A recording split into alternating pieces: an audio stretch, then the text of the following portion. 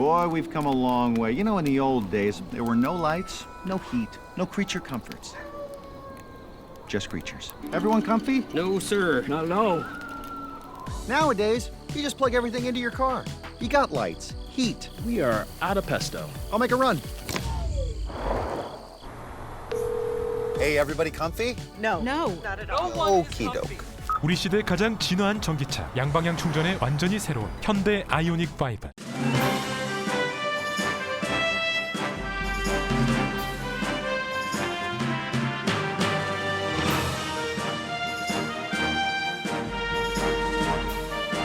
초여름의 문턱 6월입니다. 즐겁고 행복한 시간 가득하세요. 라디오 서울이 함께합니다.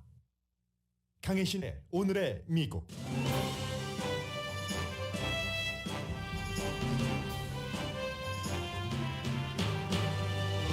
연방준비제도 의장은 인플레이션을 잡기 위해 0.75% 이자율 인상을 단행한 뒤 이 같은 특단의 조치가 흔하지는 않을 것이라고 안심시켰습니다.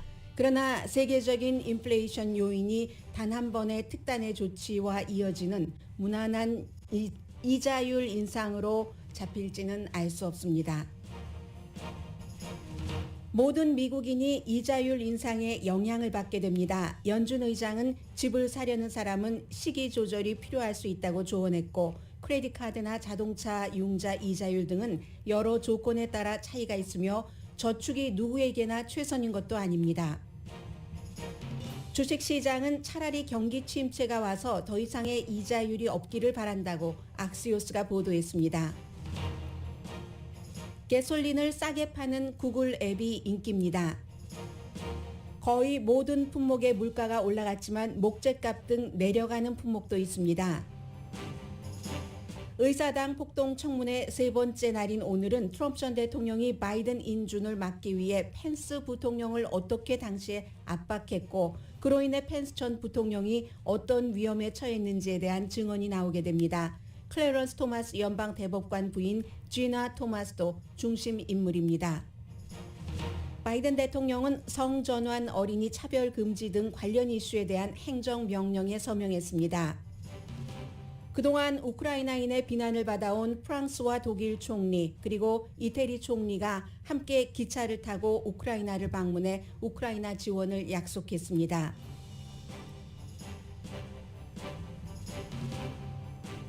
여러분 안녕하십니까? 오늘의 미국 강희신입니다. 40년 만에 최고의 인플레이션, 물가 인상을 멈추게 하기 위해서 28년 만에 최고폭의 이자율 인상을 연방준비제도가 단행했습니다. 0.75% 이자율을 올렸습니다. 뭐든지 지금부터 사려면 거의 비싸지게 되고, 그렇게 해서 물건값이 비싸니까 조금 여유가 있는 사람까지도 안 사게 해서 물가 상승을 잡게 되는, 항상 물가 상승은 공급과 수요이기 때문에 사람들을 조금 덜 사게 해서 물가 인상을 잡으려는 그런 도구로 0.75% 이자율 인상을 단행했습니다. 이틀 전에 이렇게 할 것이다 하고 이제 CNBC 등을 통해서 흘러나와서 대강 그 짐작은 했지만, 그래서 예상했었던 일이기도 하지만 뭐 한 50% 정도는요. 그럼에도 불구하고 놀라운 일이었습니다. 연말까지 주요 금리가 이번뿐만이 아니라 뭐 여러 차례 더 올라서 3.25%에서 3.5% 범위에 이를 것으로 예상이 됩니다. 그래서 어제 이제 연준 의장이 얘기하기를 5월 달에 인플레이션이요 8.6%, 이거 상상하지 못했는데 이렇게 됐기 때문에 결국은 0.75%를 단행하게 됐다라고 얘기를 했고, 그 큰 그림과 이게 미국 경제나 세계가 어떻게 갈 것인가 하는 부분적인 것은 잠시 뒤에 전해드리겠고, 먼저 어제의 이자율 인상으로 인해서 여러분과 제가 어떤 면에 달라지게 되고 영향을 받게 되는가 하는 것부터 전해드리겠습니다. 물론 뭐 승자도 있습니다. 패자도 있습니다. 단기간에. 그렇지만 일단 그 승자하면은 저축률이 그동안 너무 낮았기 때문에 이번으로 일부 그 저축하신, 세이빙 하시는 분들은 조금 더 그 넣어놓으신 돈의 이자율을 뭐 최고 1%까지 주는 요즘 인터넷 뱅킹 시스템이 있기 때문에 인터넷 은행에서는 1% 이상의 예금에 관한 그 이자를 고려하고 있기도 합니다. 그러나 은행 이자율은 어떻게 되냐면은 보통 이제 은행들끼리 딱 그 눈치를 보잖아요. 다른 은행들은 어떻게 할까 하면서 연방준비제도가 0.75% 이자율을 인상했다고 해서 그대로 곧바로 적용하지는 않는다는 점, 경쟁업체가 하고 있는 것을 잘 그 고려를 한다는 거니까 0.75% 은행 저축률도 올라가겠지 하고 뭐 기대하시는 분은 안 계실 것 같고요. 그래도 내가 꼭 이자율이 높아지고 해서 그 집을 사기 그다지 좋은 시기는 아니라고 해도 꼭 주택을 구비해야지 된다던가 사셔야지 된다던가 이런 그 쓸 돈, 목돈을 딱 써야 될 때가 있잖아요. 아이들 뭐 학자금이라던가 몇 개월 안에 써야 되는 이런 돈은 뭐 당연히 뭐 세이빙 같은데 넣어 놓으시는 것이 좋으시겠죠. 비상금이나 이런 것들 뭐 1%가 없는 것보다는 나니까요. 이제가 아예 없는 것보다는 훨씬 낫기 때문에 그렇지만 이제 전반적으로 인플레이션은 많이 그 올라가고 있기 때문에 저축 이자율에 비해서 저축하는 것이 꼭 플러스라고 보실 수는 없는 겁니다. 그 밖에도 뭐 다 알아서 하시겠죠. 이 세이빙이나 뭐 CD 같은 프로그램 본드 같은 거 갖고 계시는 분들 전보다는 높은 수익이 있는 것은 분명합니다. 그렇지만 장기적으로는 말씀드린 것처럼 인플레이션이 조금씩 깎아먹기 때문에 그저 은행에 돈만 두고 있는 것이 완전히 좋은 것은 아니라고 오늘 아침에도 전문가들이 다시 한번 강조를 하고 있습니다.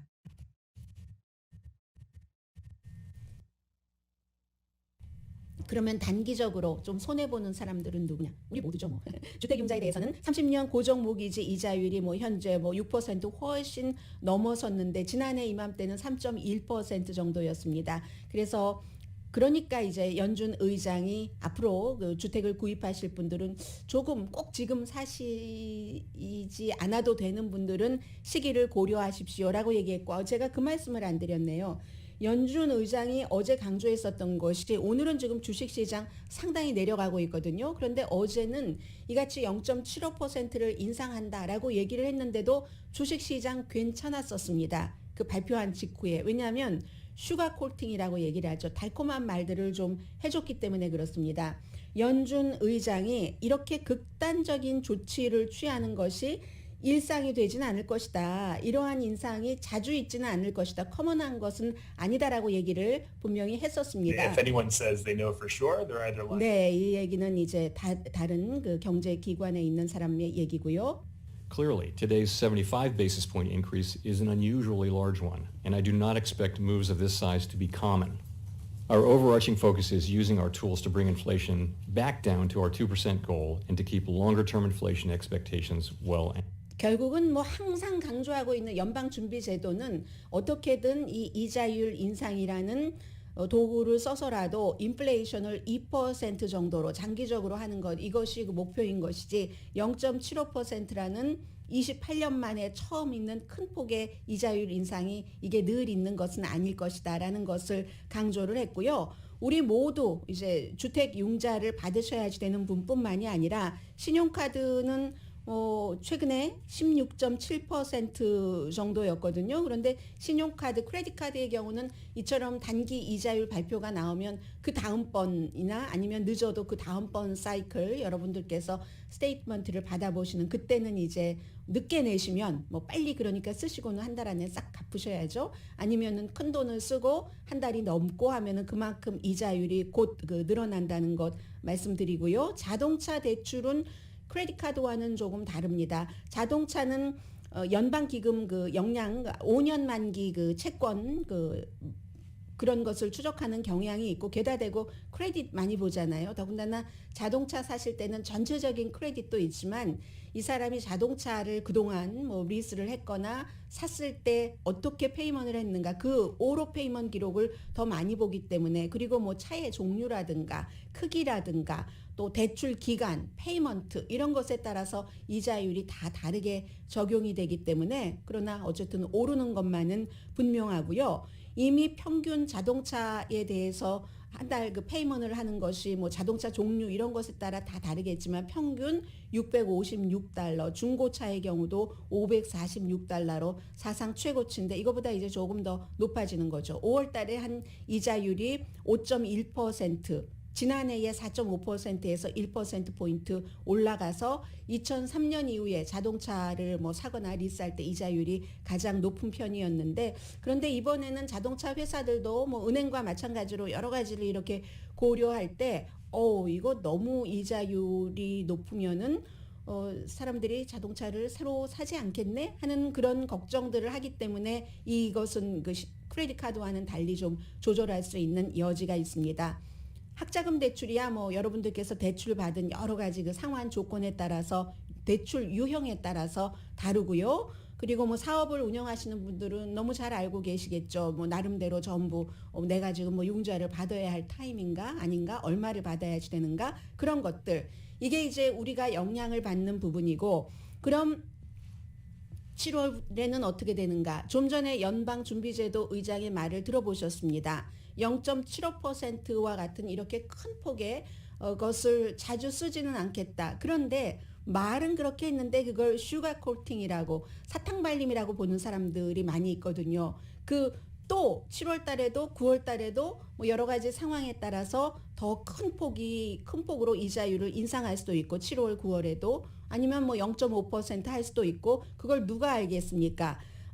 아직까지는 알 수 없는 건데, 기본적으로는 2% 인플레이션을 유지하고 실업률을 4%, 그러면 지금의 뭐 3.6%보다는 조금 높은 거잖아요. 그게 연방준비제도의 목표여서 올해 금리 인상을 하고 나서 인플레이션이 3월 달에 예상했던 것보다 좀 높게, 지금 뭐 5월 달에 8.6%였다지만 연말에 이렇게 해서 조치를 취하면 한 5.2% 정도는 될 것이다. 이게 연준이 지금 보고 있는 겁니다. 그리고 나서 올해가 이미 6개월이 지났기 때문에 2023년 말까지도 또 한 2번 정도는 금리 인상이 있을 것으로 예상이 되고요. 그때도 아마 2% 인플레이션이 완성이 된다, 그 목표까지 간다 하고 현재로서는 생각하는 사람이 그다지 많은 것 같지는 않습니다. 기본적으로는 이제 그 목표치인 2%까지 가려면은 소비자 지출, 이건 이제 이자율 지금 인상으로 잡아보려고 하는 거고, 그리고 게다 대고 뭐 기업에서 월급을 굉장히 많이 올린다던가 이런 것도 인플레이션을 잡는 데는 도움이 되지 않죠. 그런 점이고요. 그래서 경제가 앞으로 2년 동안 3월 달에 예상했었던 것보다 훨씬 약해질 것으로 어제 다시 전망을 하고 있습니다. 실업률 연말까지 뭐 예를 들어 hopefully 정말 희망하건대 3.7% 정도 되고 2023년 내년 말까지 3.9% 올라간다는 얘기입니다. 지금보다 3.6%에서 조금 올라가고, 그렇게 되는 경우 경제가 조금 약해지더라도 아주 약해지지 않는 연착륙을 얘기하고 있는데, 이것도 연착륙이 될지 경착륙이 돼서 경기 침체가 될지 알 수 없는 것이고요. 금리 인상 조치를 취하면 뭐 너무나 당연히 경제가 조금 약해질 것이다 하는 것도 어제 연준 의장이 공식적으로 인정을 했습니다. 거의 뭐 처음으로 인정을 한 것이나 마찬가지인데, 다 이런 문제, 실업률도 조금 높아지고 기업이 막 임금 인상하는 것도 많이 안 하고, 또 이자율이 올라서 사람들이 소비하는 것 줄어들고, 그렇다 하더라도 미국 외적인 요소가 아직도 많이 남아있잖아요. 우크라이나라든가 공급망이라든가 코비드-19도 완전히 잡힌 것이 아니기 때문에 연준이 이자율 하나만 가지고 인플레이션을 잡을 수 있는가, 그건 잘 모르죠. 1970년대에 그 폴 보커 연준 의장이 뭐 인플레이션을 잡기는 했습니다만 이자율을 뭐 20% 이 정도로 올리고 난 이후였습니다. 그렇기 때문에 지금 뭐 투자가들이나 경제를 많이 알고 계시는 분들은 지금 연준도 거기까지 가는 것 아니야, 거기까지 간다고 생각하진 않지만 그런 겁니다. 그래서 이제 이런 규모의 움직임이 흔할 것이라고 기대하지 말아라, 이런 얘기를 어제 강조를 한 거고요. 몰건 스탠리의 수석 경제학자 세스 카펜터 씨가 지금 그럼 연준이 앞으로 얼만큼 그 이자율을 더 인상하고 이 같은 이자율 인상이 어느 정도로 경제를 안정시킬지 아니면 침체에 빠뜨릴지, 누구는 이렇게 말하고 누구는 이렇게 말하는데, 이 수석 경제학자 세스 카펜터 씨는 확실히 안다고 말하면 그 안다고 말하는 사람이 자신에게 거짓말을 하는 것이나, 아니면 그렇게 당신에게 말한다면 당신에게 거짓말을 하는 겁니다. 이게 바로 그 수석 경제학자의 얘기입니다. If anyone says they know for sure, they're either lying to themselves or they're lying to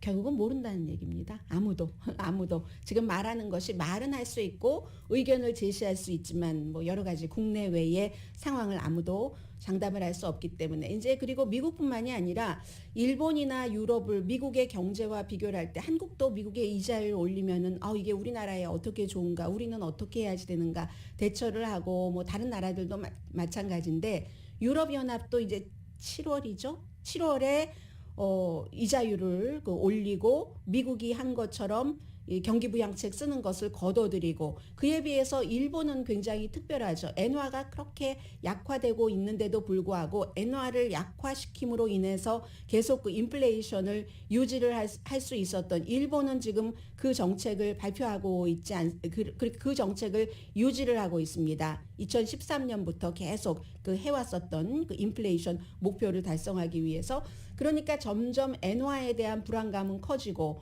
그리고 또 일본에서도 관계자가 나와서 물가가 너무 올라가서 너무 죄송합니다 하고 사과해야지 되기도 하고 이 말씀을 왜 드리냐면 미국의 그 물가 인상 인플레이션이 미국 한 나라만 가지고는 이미 그 어떠한 그 다잡을 수 없는 그런 부분이기 때문에 세계화 시대이기도 하고 그래서 이게 사실은 어떻게 나갈지 안다고 말하는 게 거짓말이다. 본인에게나 자신에게나 이 세스 카펜터, 모건 스탠리 수석 경제학자가 한 말이 바로 그 얘기입니다. 그러나 분명한 것은 분명히 이자율은 앞으로도 올라가고 경제 상황은 나빠질 것이다 하는 점입니다.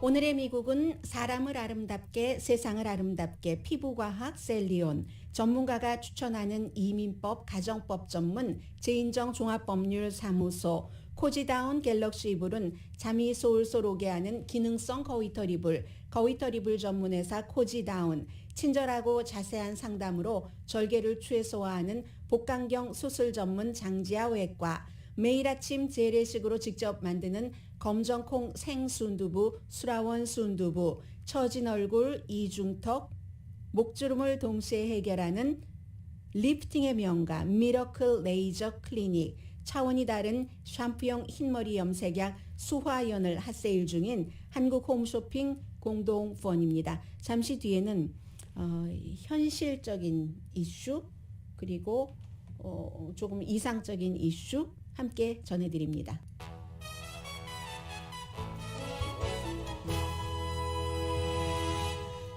라디오 서울 방송 오늘의 미국 듣고 계십니다. 여러분들 다 잊으셨죠? 요즘에도 미국에서 하루에 몇 명이 코비드 19에 걸릴까요? 하루에 10만 건 이상이 보고가 되니까 사실은 이것보다 훨씬 많다는 얘기죠. 뭐 테스트 안 하는 사람도 있고 집에서 테스트하는 사람도 있고 하니까 어제 그 앤토니 파우치 박사가 미국 전염병 질병연구소 소장이잖아요. 그리고 누구보다도 코비드 19 시작부터 지금까지 쭉 이 내용을 국가적인 차원에서 팔로우 해오셨는데 그분이 양성 반응이랍니다. 그런데 약간의 그 증상은 느낀다고 하셨고요. 81세잖아요. 저는 이분 뭐 이런 말씀 나올 때마다 81세 항상 손가락으로 제가 숫자에 약하니까 계산을 해봅니다. 내가 81살이 되려면 몇 년이 남았나? 그때까지 일하는 것을 계산을 해보는 거죠. 그리고 또 이제 이 코비드 19 81살이신데도 전혀 뭐 이번에 뭐 코비드 19 양성 반응이 나왔다고 위험해 이렇게 얘기하는 사람은 아무도 없거든요. 집에서 다른 때처럼 일한다. 약간의 증상은 있다라고 얘기를 하셨습니다. 그만큼 뭐 이분은 뭐 부스터샷도 맞고 뭐 다 하셨으니까 그리고 많은 사람들이 걸린다. 알지 못하는 사이에 걸렸다가 또 면역 생기고 또 걸리기도 하고 하는 것도 있다는 것을 그저 여러분들께 상기시켜 드리고 싶었고요. 또 하나는 앤토니 파우치 박사니까 바이든 그 대통령과 최근에 접촉한 일이 있는가? 접촉한 일은 없다고 합니다. 그런데요. 최근에 지난주에 미주 정상회의에서 미국에서 바이든 대통령을 만난 캐나다의 총리가 저스틴 트루도 총리가 코비드 19에 걸렸다.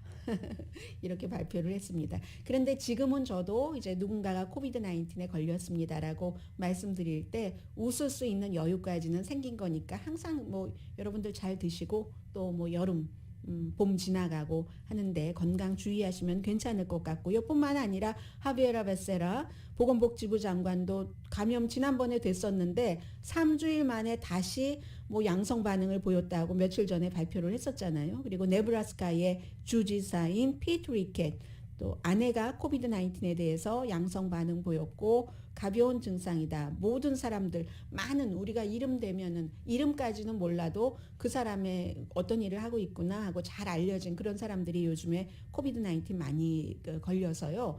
이 하루에 10만 건 케이스는 지난해 같은 기간에 비해서 4배 많은 수치입니다. 위험도는 그로 인해서 심하게 아프다던가 아니면 사망에 이른다던가 하는 경우는 적어도 케이스는 많이 늘어나고 있다는 거 다시 한번 특히 이제 집에 면역성이 약한 그런 가족이 있으신 분들은 주의를 하셔야지 됩니다. 지금 텔레비전에 그 박스에서 CNN으로 옮겨간 크리스 월러스가 열심히 얘기를 하고 있는데요. 1월 6일 의사당 폭동 그 청문회가 조금 있으면 시작이 되거든요. 오늘의 하이라이트는 마이크 펜스 부통령에게 어떻게 트럼프 전 대통령이 압박을 했는가. 당신이 그 바이든 인준을 안 해도 돼 하면은 그 펜스 부통령은 어떻게 그 같은 대통령의 본인의 상사의 그 명령을 거부할 수 있었는가, 거절할 수 있었는가 이런 것들이 이제 증거로 쭉 그 나오는데 대통령이 이제 백악관 내부에서 법률 자문들에 따라서 어떤 사람은 이거 이렇게 해야지 됩니다. 저렇게 해야지 됩니다. 하는데 대부분의 백악관 그 법률 자문들이 여기에 대해서 지금 트럼프 전 대통령이 했었던 행위와는 반대되는 자문을 했는데 그 자문을 다 무시했었다는 겁니다. 그렇기 때문에 결국은 펜스를 뭐 교수형에 처하라 하는 이런 구호까지 나오게 됐고 그에 대한 미국의 민주주의를 파손시킨 데에 대한 책임, 방해한 것 이런 것에 대한 또 음모 내가 대통령이다 하는 그런 것에 대한 책임을 져야지 된다 하는 것이 이제 지금 의회 조사단이 주장을 하고 싶은 거고요. 그 때문에 이제 지금 그 트럼프의 그 선거 그 변호사 존 이스트먼 아주 그 지금 중심에 있습니다. 그리고 이 사람과 지니 토마스, 클래런스 토마스 연방 그 대법관 유일한 아프리칸 아메리칸 그 대법관의 아내인 지니 그 토마스가 무척 그 공화당의 보수적인 운동가잖아요. 그래서 불과 얼마 전까지만 하더라도 애리조나주의 수십 명의 정치인들에게 편지를 보내서 이거 그 바이든이 대통령으로 애리조나주에서 당선됐다는 거 거부해야지 된다 했는데 알고 보니까 애리조나주 정치인들에게만 그런 게 아니라 대통령의 비서실장 마크 메도우스에게만 이메일을 보는 게 아니라 트럼프의 당시의 그 캠페인 변호사하고도 직접 왔다 갔다 한 그런 이메일 같은 것이 나왔습니다. 그래서 이제 이것도 굉장히 중요하다고 보여지고요. 그리고 그에 비해서 펜스 부통령 측의 이제 그 법자문 가운데서 전에 그 연방 판사했던 분도 계시는데 그런 분들의 증언도 오늘 아마 있는가 봅니다. 그리고 나서 다음 주에 2번의 청문회가 더 있으니까 그 뒤에 9월까지 한 번 남았네요. 모두 6번의 공개 청문회가 되니까 이건 이제 역사적인 일이니까 전해드렸고요. 또 하나는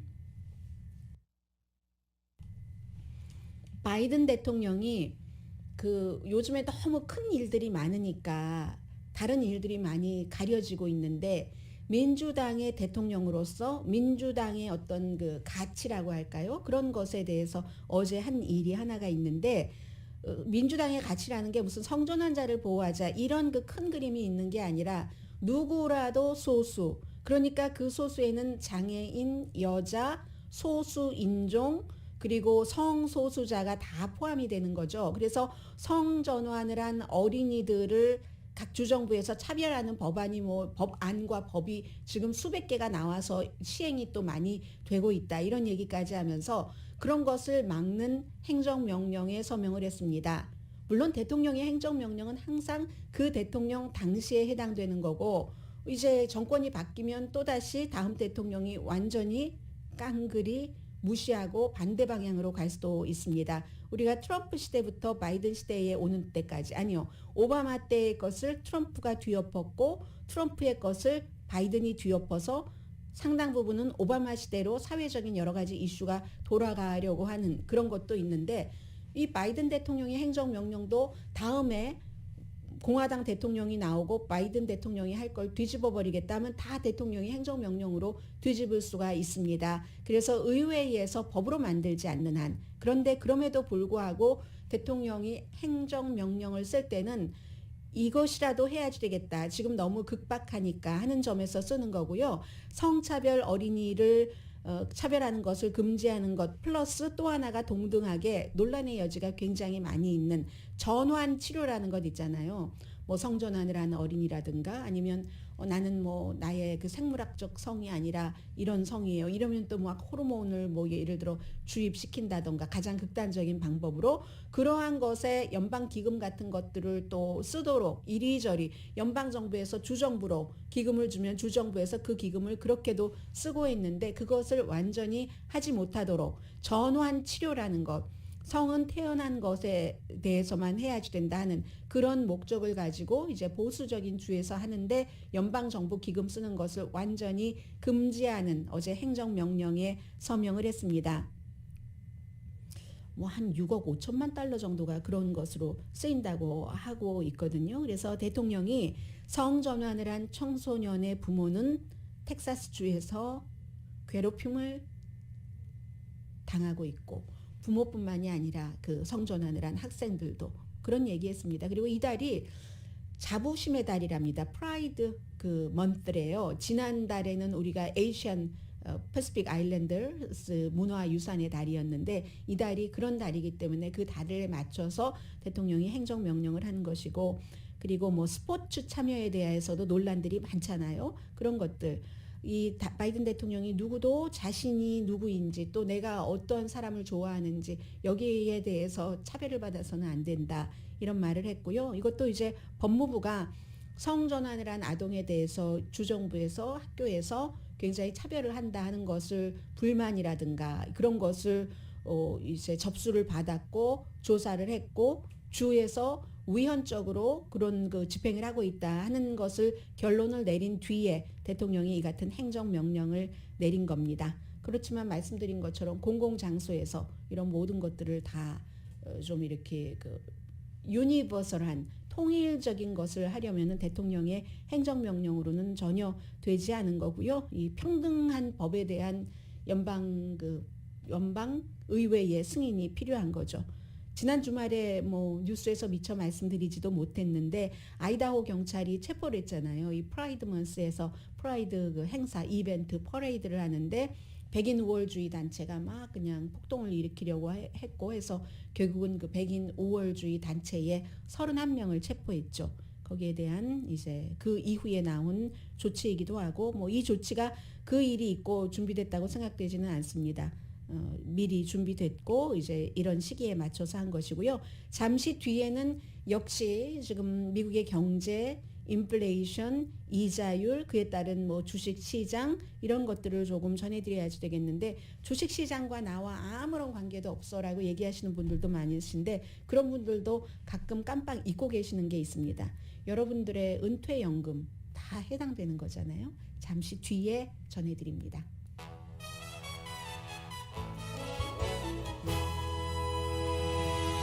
라디오 서울 방송 오늘의 미국 듣고 계십니다. 지금 이제 의사당 그 청문회 시작이 됐고요. 그리고 다우지수를 보니까 697포인트, 697포인트라도 3만 아래인데요. 좀 전까지는 700 정도 내려갔었는데 나스닥이 430, S&P 500가 116포인트 지금 내려가고 있습니다. 그리고 다우가 이제 3만 아래로 그 내려갔는데 이게 최악이 아니다. 주식 시장은 그렇게 보고는 있습니다. 그럼에도 불구하고요. 오늘 그 악시오스가 뭐 인터레스팅 하다고 할까요? 조금 흥미있는 그런 뉴스를 전했는데 뒤에는 요즘 싼 게 뭔가, 값싼 게 뭔가 하는 것도 전해드리겠습니다. 그래서 주식 시장에서 그럼 차라리 경기 침체가 빨리 와라. 경기 침체가 빨리 오면은 그 사람들이 물건을 안 사니까 안 사고 이런 상태에서 인플레이션이 없어지고 그렇게 되면은 연방준비제도가 이자율을 올리는 것을 더 이상 안 하거나 그때부터는 낮추지 않을 것인가, 낮추지 않을까. 낮추면은 항상 그 돈이 주식시장으로 가잖아요. 지난번에도 돈이 있으니까 주식시장에 투자를 하는 것이고 그걸 원하고 있다는 겁니다. S&P 500가 올해 20%가 내려가서 올해 1월부터 지금까지 20%가 내려갔다는 것은 그 내려간 폭은 1962년 이후에 최고 폭으로 내려간 겁니다. 돈으로 따지면 9조 달러가 사라진 거거든요. 그럼 여러분들 거의 무슨 뭐 S&P 500 그 안에 들어있는 주식을 은퇴연금으로 여러분들께서는 인식하시지 못하지만 그 회사에서 그렇게 선택을 한 경우가 무척 많습니다. 만약에 좀 하이 리스크를 택하신 분들은 나스닥 것을 사셨을 텐데 그 주식은 훨씬 더하죠. S&P 500보다도 나스닥은 뭐 더 많이 그렇고 해서 어제 뭐 잠깐 올라갔었다가 오늘 이제 이 정도로 또 내려가고 있는 건데 이자율 상승이 경기 침체 가능성 뿐만이 아니라 전반적으로는 주식시장에도 나쁘죠. 나쁘긴 한데 나빠도 이 물가 상승이 너무 인플레이션이 너무 크니까 얘기가 달라지는 겁니다. 연준이 더 큰 충격요법이 필요해서 빨리 이 불안정한 상황을 정리를 해서 이자율, 인플레이션을 빨리 잡아라. 빨리 잡고 낮은 이자율 시대로 가서 우리 주식시장 돌아오자. 지난 10년 동안 주식시장이 좋았던 이유 가운데 가장 중요한 것이 이자율이 낮았기 때문에 그 돈을 뭐 은행에 넣어봤자 뭐 아무런 소득이 없으니까 그럴 바에는 주식에 이렇게 하셨던 분들이 굉장히 많으시죠. 그리고 이제 또 그래서 이제 주식시장에서는 그러한 것을 원한다는 것도 있고요. 또 하나는 주식 투자를 하지 않는 사람들도 저도 여러분들께 늘 말씀을 드리고 있습니다만 월스트리트이 우리 살고 있는 그냥 메인스트리트의 어떤 경제 지표를 볼 수 있는 곳이기 때문에 그렇다. 그런데 이 경제 성장과 주식시장 뭐 이런 것 보는데 아무 상관이 없다. 이제 더 이상 아무 상관이 없다. 따로 논다. 이렇게 생각하고 있는 전문가들도 있기는 있습니다. 어쨌든 2020년 4월을 생각해 보면요. 그때가 2020년 초부터 미국에서 코비드 19이 시작이 돼서 2020년 4월 달이 되면은 실업률이 그때 14.7%였습니다. 지금 3.6%인데 그때는 문을 다 닫았기 때문에 식당도 어디 뭐 옷가게도 일을 할 수가 없었죠. 14.7%. 그리고 나서 이거 안 되겠다. 사람들이 아이들 우유는 사게 해줘야 될 것 아니야 하고 경기부양책 체크를 여러분들 트럼프 시대에 2번, 바이든 시대에 2번이었던가요? 게다가 대고 캘리포니아주를 포함해서 많은 주에서 또 주정부 차원에서도 돈을 뭐 $700씩 이렇게 줬습니다. 그러니까 그 돈이 결국은 그 푸드뱅크에는 사람들이 줄이 막 서 있고 이랬는데도 불구하고 S&P 500가 똑같은 달에 4월 달에 사상 최고의 33년 사이에 최고 기록 거의 13%가 늘어났습니다. 4월 달 그때요. 그런 거죠. 이자율은 거의 0%고 하니까 돈이 갈 곳이 없고 돈 찍기는 계속 했고 경기부양책 한다고 하면서 그런 것으로도 이제 주식시장이 아주 좋아졌는데 아무튼 그래서 이제 뭐 그 주식시장에서 그 기업도 그러면 경기 침체가 되면은 나빠지지 않느냐 이렇게 우리가 보통 생각을 하고 있는데 수익이라는 것도 요즘은 기업의 가치를 주식값으로 계산을 하잖아요. 큰 기업의 경우는 거의 상장된 기업의 경우는 그러니까 그 수익도 그 회사 가치에 그러니까 뭐 주당 얼마 하는 그 주가 회사의 가치의 한 요소가 되기도 하지만 그런데 이제 뭐 꼭 그것만이 전부가 아니라는 거죠. 주가 수익률이라는 게 있잖아요. 투자자들은 미래에 어떻게 될 것이다 하는 것을 보면서 내가 그럼 이 정도는 기꺼이 페이할 수 있겠어 하는데 꼭 그 주식값이 수익을 얼만큼 냈다 이것만으로도 되지 않는다는 겁니다. 요즘에는. 그래서 이제 그 이윤이 줄어들어도 뭐 어찌해서 여러 가지 이유로 미래의 가치가 있겠어라고 판단하면 주식값은 계속 올라가죠. 그러다가 폭락할 수도 있어요. 나스닥도 그랬고 그 보는 거 뭐죠? N자로 시작되는 거? 저 여기 있으니까 볼까요? 레저, 제가 보는 레저에 가서 넷플릭스가 왜 기억이 안 나요? N자만 기억이 나고 넷플릭스도 그랬고 그 밖에 뭐 많은 자동차를 아직 만들기 시작하지도 않았는데 미래의 가치를 보고 그 회사에 얼만큼 많이 가치를 주고 이런 것 있었잖아요. 그렇기 때문에 꼭 경기 침체 그 자체로 기업의 이윤이 떨어진다고 그 가치의 그 밸류가 떨어진다 이렇게 보기도 어렵다는 겁니다. 그래서 이 결론은 결국은 주식시장은 어차피 치를 거면 빨리 치르고 빨리 이자율 이렇게 조절해서 했으면 좋겠다는 마음을 갖고 있다는 거고요. 새로운 구글 트렌드는 가스값을 사람들이 보기를 원하는 겁니다. 지역에 따라서 여기는 얼만큼 여기는 얼만큼. 전국 평균이 $5가 된 게 6월 11일이었습니다. 캘리포니아는 그것보다 훨씬 높았고 어느 주보다도 빨리 그 올라가서 지금은 뭐 요 며칠째 조금씩 내려가고 있다고는 합니다만은 가스값이 6월 6일부터 13일까지 한 주일 동안 이제 하원 의원 선거 지역구가 435군데 지역구잖아요. 그래서 의원들이 435명인데 그 435개 그 지역구 가운데서 121군데에서 가장 많이 검색된 주제 그 3위에 가스값이랍니다. 그럼 어디가 더 싸고 뭐 이런 거 사람들이 알아보는 거예요. 특히 뭐 중서부라든가 5대5 그 인근 남서부 일대에서 가장 높았는데 그 밖에는 이제 총기에 관한 관심 높고 낙태에 관한 관심 높고 처음으로 우크라이나가 넘버 1, 2, 3, 4, 5 안에 못 들어가게 되는 그런 겁니다. 이제 국내 문제가 인플레이션, 물가 인상 이런 게 너무 심해지고 가솔린값 이거 완전히 한 달에 보통 가정이 가스값만으로만 1년에 한 뭐 $400, $450 늘어난다고 하잖아요. 어떤 사람은 뭐 나 한번 그 탱크 가득 채우려면은 $90 들어가요. $80, $70는 기본이고요. $70는 정말 기본이에요. $70 가지고 안 돼요. 아주 절약형도. 그러니까 $90 돼요. 이러니까 1년에 가스머니도 그런데 그럼 한 달에 4인 가족이 생활할 때는 식료품비, 자동차가 한 대가 아닐 경우가 많잖아요. 그런 경우에 한 달에 한 생활비가 $400에서 $500 정도가 더 들어간다는 얘기입니다. $400에서 $500 생활비가 더 들어가려면 세금을 네트 인컴이 그 정도면 그 그로스로는 더 많아야 되잖아요. 지금 이 상황이니까 계속 뭐 우크라이나 침공이나 이것도 지금은 물론 그 휴전으로 가기 전에 그 상황이기 때문에 한참 그 고조됐을 때보다 낮아진 것은 당연합니다만은 그런 관심, 낙태에 관해서는 그냥 중간 정도의 관심, 그리고 총기는 요즘 사건이 많이 일어났었으니까 조금 높고, 그럼 국내 문제로 내가 살기가 너무 힘드니까 이제 우크라이나 그쪽에서 이쪽으로 온다. 바이든 그 행정부로 오고 있다 하는 거고요. 실제 좋은 소식을 좀 말씀드리겠습니다. 소비자 그 물가지수 컨슈머 프라이스 인덱스를 보니까 어떤 매체인가요? 대부분의 매체에서 이 내용 오늘 전했습니다. 그런데 다 비싸진다고 하잖아요. 스포츠 경기 티켓은 1년 전에 비해서 11%가 싸졌습니다. 수요와 공급이겠죠. 당연히 많은 사람들이 아직 안 가는 거죠.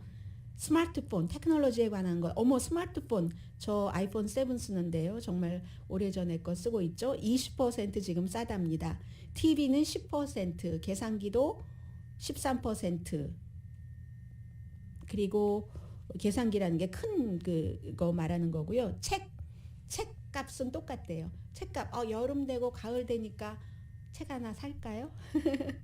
그리고 반짝반짝 빛나는 보석은 지난해보다 훨씬 싸졌습니다. 1.2% 훨씬이라고 해도 뭐 1.2%네요. 그리고 학교에서 코비드 19 이후에 이제 아이들 그 런치머니 도움 주는 것 그런 것 때문에 무료 급식도 늘어났고 그리고 조금씩 돈 내는 것도 한 43% 정도 적게 낸답니다. 또 하나 필요 없어도 되는 것 옷 같은 경우도 지난해와 가격이 같거나 싼 상품이 많답니다. 요즘에 뭐 쇼핑몰에 가보면 뭐 여성 옷, 남성 옷, 수영복 할 것 없이 너무너무 싸다고 하거든요. 유아 옷, 뭐 전부 다.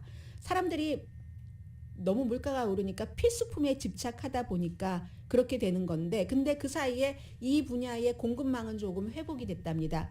물건이 좀 있는 거예요. 재고가. 그러니까 값을 싸게 할 수밖에 없고 또 하나는 목재 값이 finally 이제 가격이 멈추거나 조금씩 내려가고 있다고 얘기를 했거든요. 물론 아직까지는 아니지만 그렇게 막 크게 내려갈 그럴 정도는 아니지만 목재값이 내려간다 하더라도 뭐 어제 그제 계속 주택시장 값이 내려가고 뭐 거래도 줄어들고 이런 얘기가 나오지만 하루아침에 어쨌든 주택 숫자는 부족하기 때문에 공급을 다 채워줄 수 있는 것은 아니고 해서 뭐 주택시장의 미래에 대해서 뭐 아주 열기가 있었던 그때는 아니지만 확실하지는 않다 이 정도로 지금 보고 있는 것 같고요. 그런데 그 코비드 때의 그 호황 그건 아니겠죠.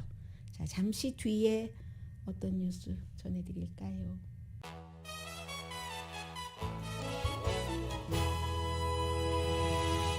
라디오 서울 방송 오늘의 미국 듣고 계십니다. 미국이 이제 우크라이나에 10억 달러를 추가로 지원하고 무기도 더 지원합니다. 그런데 미국과 유럽에서 아무리 우크라이나에 돈과 무기를 지원한다 한들 우크라이나가 원하는 만큼은 아니죠. 원하는 것의 반의 반도 안 되긴 합니다. 그러나 이제 꾸준히 지원을 하고 있고요.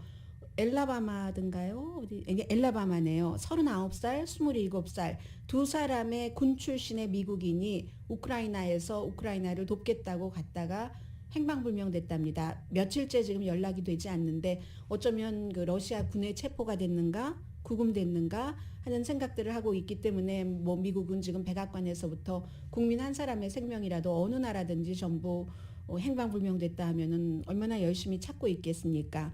그게 뭐 영국 사람도 그랬고 지난번에 2명, 모로칸도 1명이 그 러시아 관계자에 의해서 나중에 그 사형 선고도 받았잖아요. 러시아 관계자라기보다 그쪽 러시아가 침공한 지역에서 친러시아인 관계자에 의해서 사형 선고를 받은 적도 있습니다.